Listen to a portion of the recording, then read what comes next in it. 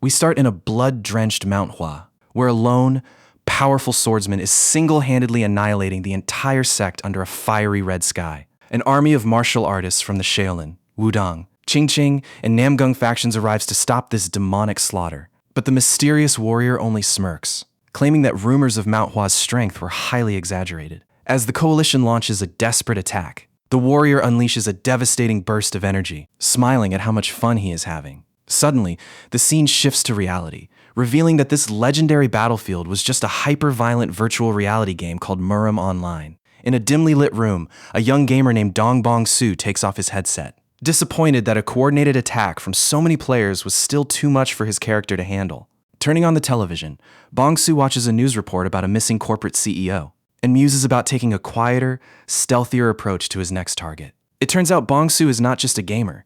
He is a real-life vigilante who tracks down human monsters. Deep inside an abandoned warehouse, a terrified man is tied to the floor, pleading desperately for his life. Bong-soo stands over him with a hammer, completely unfazed by his pathetic begging. When the man claims innocence, Bong-soo reveals horrific photos of the man's actual crimes, exposing him as a psychopathic serial killer who tortured and murdered 6 innocent women. Bong-soo explains his philosophy.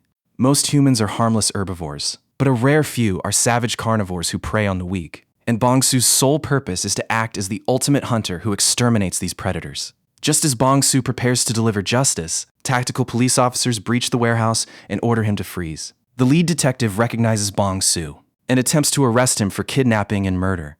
Bong-soo tries to explain that he is only executing a monster who deserves to die, but the police see nothing more than a dangerous, self-righteous vigilante.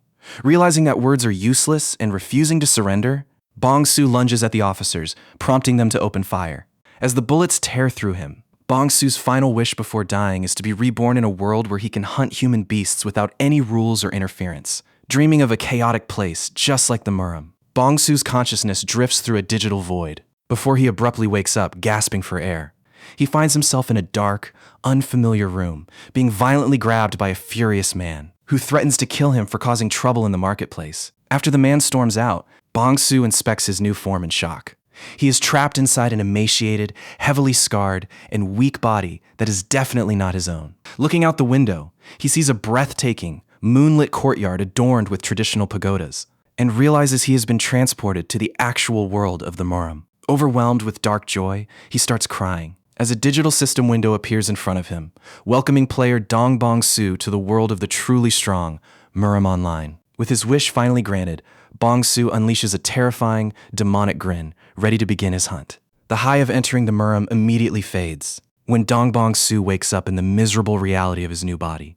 He has taken over the form of So-sam, a stuttering orphan who is treated as a low-class slave by the Donri clan. Before he can even process his new surroundings, a brute named Lord Machil kicks open the stable doors, berating So-sam for the smell and demanding he stop cleaning to follow him. When So-sam stutters that he has not finished his chores, Machil violently grabs him by the collar, aggressively reminding him of his pathetic slave status. Shortly after, So-sam is dragged to a weapon shop, with another clan member named Gwak Dong-o to collect a heavy pile of swords. Realizing that the cargo is too massive for them to carry, the smug Dong-o laughs and treats So-sam like a literal beast of burden, kicking him to the ground and commanding him to carry the entire load alone, while he runs off to drink at an inn. Forced to carry the massive load of heavy weapons under a scorching red sky, So-sam collapses from sheer physical exhaustion. An older blacksmith looks at him with deep concern, warning him that he looks like he is about to die. But So-sam weakly insists he is fine, slumping against the wall. His mind floods with the tragic memories of the original So-sam,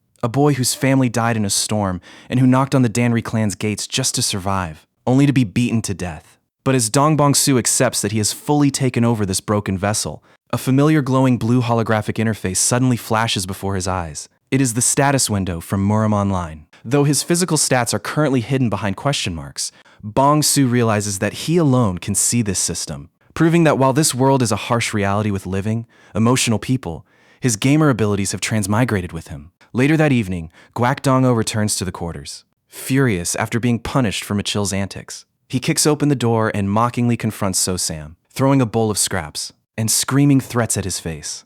But instead of the shivering, terrified orphan he expects, Dong-o is met with the cold, glowing red eyes of a predator. In a flash of movement, Bong-soo lunges forward, slashing Dong-o and pinning him to the floor. As Dong-o chokes on his own blood, desperately gasping for the weak boy he used to bully, Bong-soo coldly tells him that the old So-sam died a long time ago. With a terrifying grin, Bong-soo brutally ends Dong-o's life, relishing the splatters of blood on his face. Standing over the fresh corpse in the pouring rain, Bong-soo feels no guilt or hesitation. He laughs maniacally, realizing it no longer matters whether he is a human or a player. The physical pain and the warmth of the blood confirm that this world is absolutely real, governed by the brutal law of the jungle and the survival of the fittest. In this lawless land of the Murim, where monstrous predators and powerful martial artists roam completely free, Bong-soo no longer has to hide his twisted, bloodthirsty nature. He smiles a sinister, blood-stained grin, promising that as soon as this weak body fully recovers, the ultimate hunt will begin. For the true predators here in the new Murim, slumped against the blood-splattered wall of his room, Dong Bong-soo, now in the body of So-sam, looks down at the lifeless body of Gwak Dong-o. Knowing that a weakling like this normally wouldn't be worth his time, Bong-soo decides to use the corpse to test his system's mechanics. He summons his glowing blue inventory screen, expecting a standard game-like grid, but discovers something much more powerful. The inventory is actually a massive, open dimension, measuring at least 300 square meters. Reaching out toward the body, he commands the system to store it, and in a flash of swirling red and blue energy, the massive corpse instantly vanishes. Amazed by this incredibly useful tool, Bong-soo realizes he can hide any trace of his violence, but he wonders if the pocket dimension can also store living things, resolving to experiment further. The next morning, So-sam's miserable daily life in the Danri clan resumes. The abusive Lord Machil approaches So-sam aggressively, mocking him because he has apparently gone mute since his near-death experience. Grabbing the boy roughly and ordering him not to slack off, Machil hands So-sam the reins of a horse and demands he take it for a walk. As So-sam submissively leads the horse through the bustling village market, local children hide behind a wall and pelt him with rocks, loudly chanting that So-sam is a mute idiot who cannot do anything. So-sam simply smiles and pats the horse, quietly letting the insults slide, as his inner predator notes their faces for the future. Later, the clan's overworked weaponsmith is grumbling about his chore of cleaning swords, wondering where the missing Gwak Dong-o has run off to. When So-sam peeks out of the storehouse, the smith is shocked to find that every single weapon has already been polished and neatly arranged. To make things even better, the boy steps forward and hands the smith a heavy pouch of bribe money. Dumbfounded by this sudden change, the smith assumes So-sam's near-death experience has finally turned him into a decent, clever human being. He laughs maniacally, slapping So-sam on the back and encouraging him to keep up the good work. So-sam walks away with a sinister grin, knowing that the foolish smith has just unwittingly funded his own eventual funeral. Meanwhile, Lord Machil is walking through the lantern-lit red light district, with pockets full of coin. Feeling wealthy, he decides to bypass his usual companion and requests the services of the high-class courtesan, Cho-san. Flashing his stolen cash, he is quickly guided to a private room on the second floor. Machil sits at the low table, as Cho-san enters the room and pours him a drink. Completely infatuated and off guard, Machil urges her to sit closer, complimenting her lovely hands.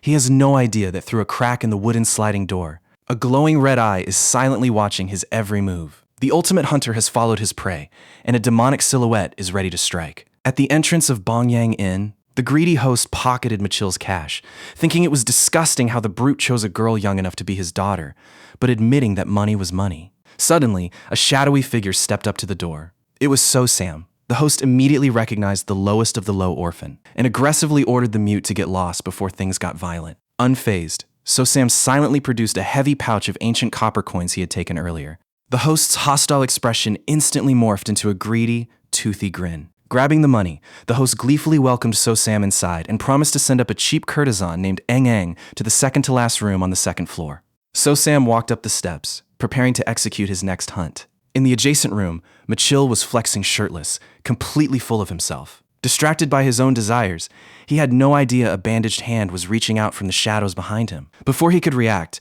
So-sam threw a tight cloth loop around Machil's neck, gagging and choking him. Machil thrashed and struggled desperately, trying to fight back, but So-sam's grip was like iron. With glowing red, spiral-patterned eyes, So-sam squeezed the life out of the massive bully until Machil's body went completely limp. Chosen gasped in terror, but So-sam swiftly turned his focus to her. He wrapped the cloth around her throat as well, snapping her neck and leaving both of his targets dead on the floor. Bong-soo knelt beside the lifeless bodies and touched them, invoking his pocket dimension with a simple command to store them in his inventory. As they vanished, he felt incredibly satisfied. with how useful his virtual reality inventory had become for cleanups. Moments later, his blue system interface flickered, confirming he had successfully gained experience from the kills. This sent a rush of adrenaline through him. He realized that as he accumulated experience and leveled up, he would grow infinitely stronger.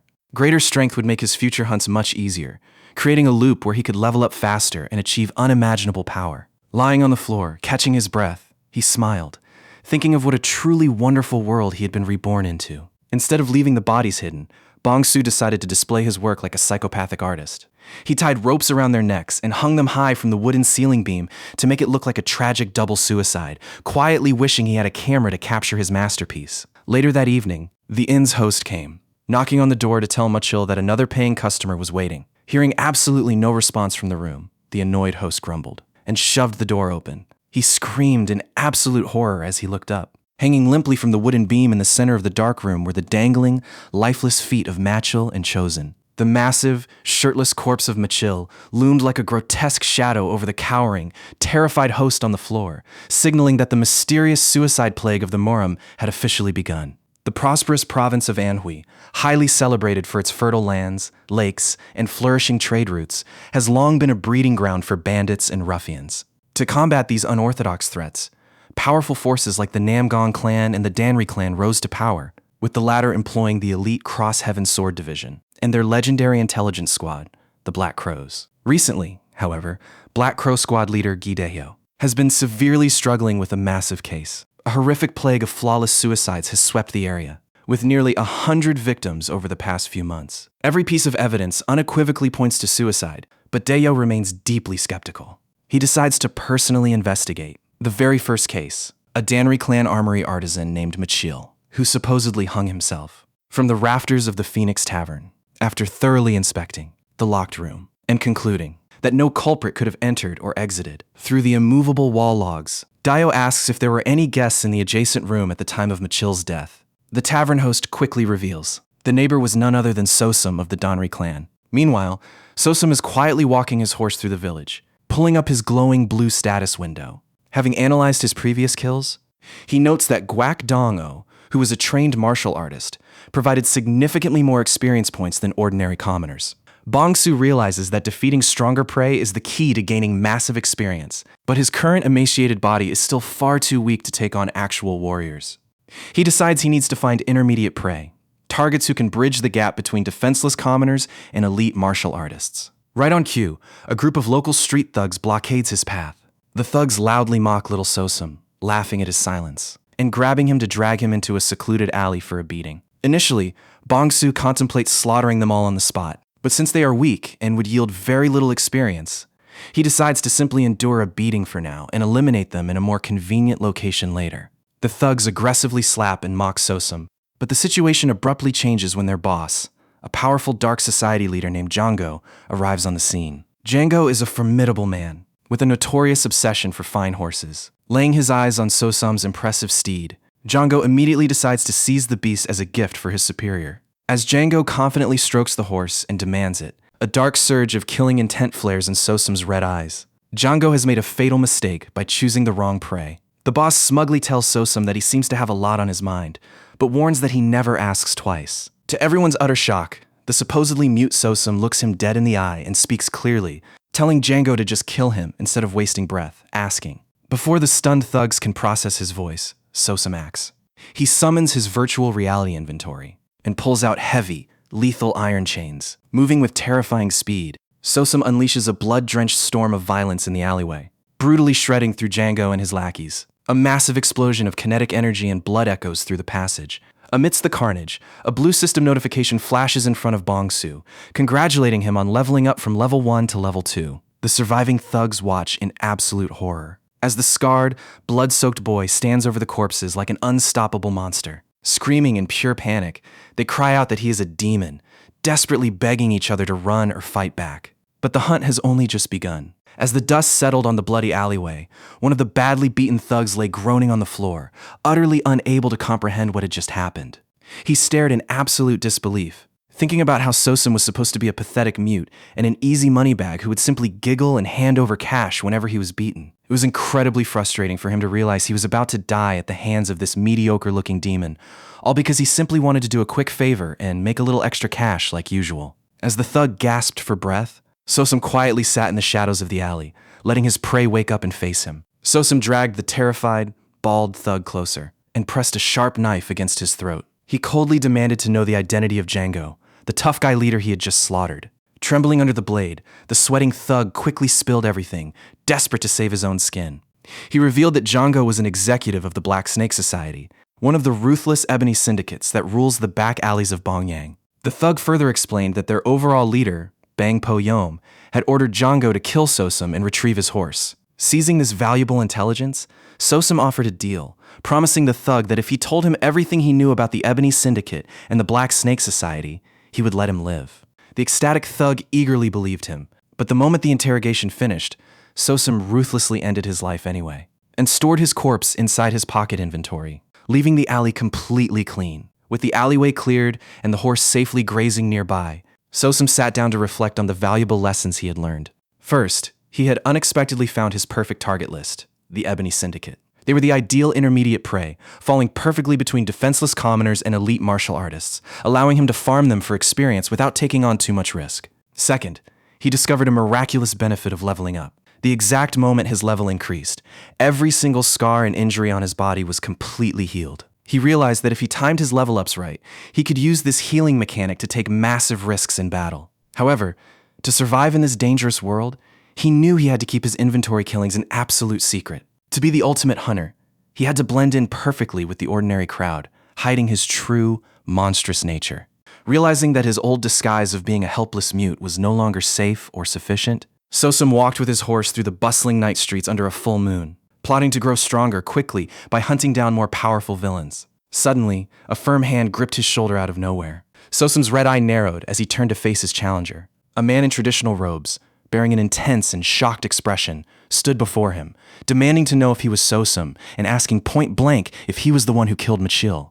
With no time to waste and his cover potentially blown, Sosum's fist surged with glowing blue energy, ready to deliver a devastating strike and silence his new threat. As Bongsu sits in his room, a glaring blue glitch screen pops up on his system. A critical error has occurred, which only started after he hit level 2. He realizes the error is caused by his own existence, as a player system and a real-world soul shouldn't be operating in the same space at the same time. However, since his very transmigration is a massive error, he decides it is a bit late to worry about system glitches. He notices that his stat bars have changed from mysterious question marks to readable gauges, which makes sense since real-world strength can't be neatly quantified like a video game. Clicking on his skills tab, he reviews his basic passives like slash and stab, but spots a strange new passive skill called Spirit Eye. With no written description to explain it, the skill suddenly casts automatically. A system countdown begins, warning him that an enemy with a level difference of 10 or more is approaching his position. Bongsu clenches his fist. As the early warning countdown drops second by second, he deduces that the intruder isn't an enemy, as a real assassin wouldn't sneak into the Danri clan so slowly. He calculates that reaching level 10 would require slaughtering thousands of ordinary people, meaning the approaching person is an exceptionally powerful expert. When the countdown hits 0, the door swings open, to reveal Gi Dayo, the fearsome squad leader of the Black Crows. Bongsu instantly switches gears, putting on a terrified, tearful mute act. Dayo aggressively grabs his clothes, demanding to know if he is Sosum, and if he murdered Machil. Playing the helpless orphan, Bongsu quivers in fear. Dayo suddenly channels his glowing blue internal energy directly into Bongsu's body to conduct a thorough scan. After finding absolutely no traces of martial arts training, Dayo releases him, completely convinced that the boy is just an ordinary, powerless commoner who is incapable of murder. As Dayo and his squad march away into the night, Dayo stares up at the full moon, sighing and wondering if Machil's death truly was just a bizarre suicide. Following this tense encounter, the terrifying suicide plague abruptly vanishes from Bongyang, but a far more violent wind of slaughter soon blows into the region. The scene shifts to a heavy, rainy night at the Tong'an Inn, where the tavern patrons are drinking and whispering about a legendary warrior known as the Great Nameless Swordsman. The locals eagerly gossip about how this mysterious vigilante has been single-handedly wiping out the brutal factions of the Ebony Syndicate. The Syndicate's feared White Tiger Unit and Red Wolf Sect have already been completely annihilated, and the patrons whisper that the infamous Black Snake Society will surely be next on the chopping block. In the dark corner of the tavern,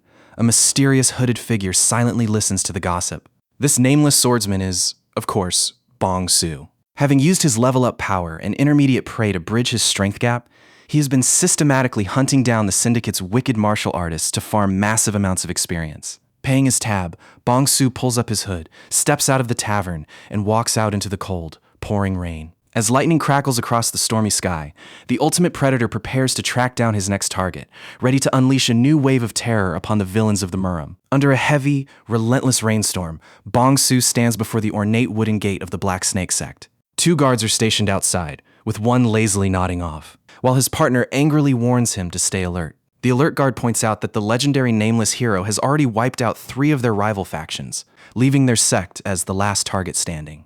Before the sleeping guard can even process the warning, a sudden, brutal force strikes him, leaving his partner to find him collapsed in a pool of blood.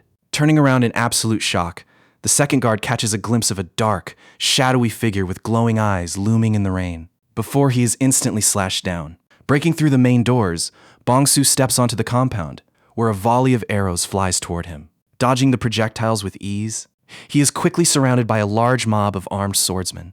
Their bearded commander steps forward with a smug grin, calling Bong Su a nameless rat, and ordering his men to slaughter him immediately. A chaotic and incredibly bloody battle erupts, as Bong Su clashes with the army in the storm, unleashing a massive, terrifying aura of red energy.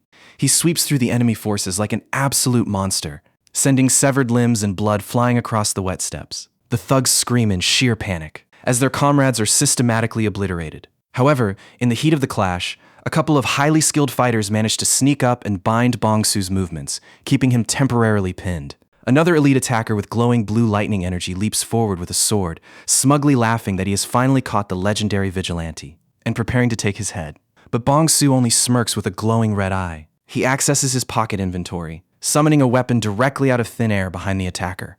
The elite fighter is impaled from behind, gasping in utter confusion before collapsing dead. The main bearded leader steps forward, thinking Bong Su is wounded and exhausted. He mocks Bong Su for being just a fragile human after all, but his grin fades when he sees Bong Su looking up from his shattered mask, with a manic, blood-soaked laugh. With the main courtyard completely wiped out, the surviving thugs panic as the screaming dies down. Desperate to save his own skin, one terrified survivor flees down a hidden back path that leads directly to the sect leader's estate, the Paradise Manor. Armed with a team of archers hiding in the dark, the sect's high-ranking members wait in ambush, unleashing a heavy volley of arrows at the incoming figure. They watch the dust settle, hoping the nameless hero has finally been killed.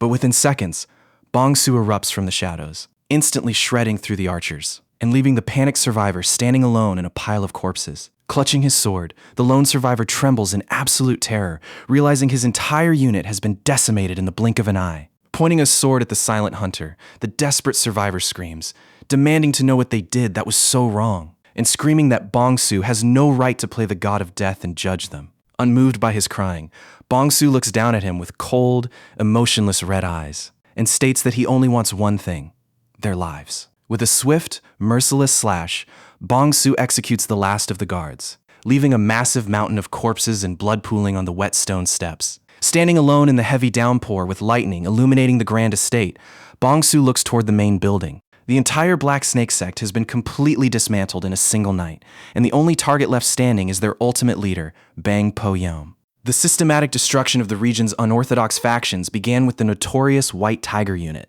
Initially, Bong Su was too physically weak to face these hardened martial artists in a direct, open clash. Instead, he utilized his cunning to lure them into traps and launch sudden, deadly ambushes. After burning down their hideouts and leaving their base in ruins, Bong Su successfully slaughtered more than half of the White Tiger Unit. The townspeople and local officials, completely unaware of his dark nature, praised his bloody campaign and granted him the legendary title of the Nameless Righteous Swordsman. Wearing his new mask, Bong Su found it even easier to hunt down his prey. Upon executing the leader of the White Tiger Unit, he finally reached level 5 and unlocked his very first active abilities, the legendary movement technique, Qinggong, and the highly lethal Three Forces sword art. Armed with these game-like abilities, Bong Su was finally strong enough to engage in direct, face-to-face combat, quickly wiping out the Red Wolf Gate and leaving the Black Snake sect as his final target. Bong Su arrives at the heart of the Black Snake sect, where the elderly and highly experienced leader, Bang Po-yum, sits calmly on a wooden porch in the pouring rain. Po-yum looks up and asks if he is the famed nameless righteous swordsman. Mocking his heavily wrapped disguise, Po-yum asks why a supposed champion of justice would hide his face so tightly. Bong-soo coldly replies that he only covers his face because he is not actually a righteous swordsman. Po-yum bursts into a maniacal laugh, amused that Bong-soo has successfully deceived the entire province. Bong-soo calmly responds that he has deceived absolutely no one.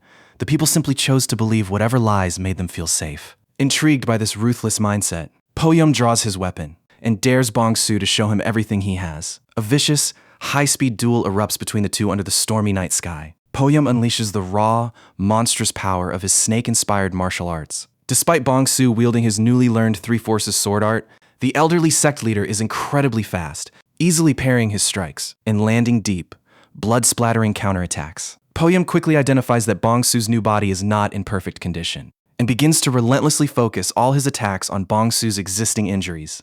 Realizing that he will inevitably lose if the direct sword fight continues, Bong-soo decides to use his own body as bait to create a single opening. Preparing to strike, Po-yum gloatingly yells that he has won. However, Bong-soo instantly accesses his virtual inventory to swap his weapon mid-air. He wraps Po-yum in glowing blue energy chains and unleashes a hidden whip sword, completely catching the old monster off guard. Using his high-speed Qinggong, Bong-soo shifts his position in a flash of light, slashing deep into his opponent. As the massive blue energy of a glowing serpent swirls around them, a bleeding Po-yum takes a step back on the wet stone. The old master realizes that Bong-soo's willingness to use his own flesh as bait is completely unorthodox, noting that this is not the way of a traditional martial artist, but rather the cold, calculated method of an assassin or a hunter. Bong-soo merely smiles with a sinister, wide grin, asking if he knew the fundamental rule of a life-or-death duel.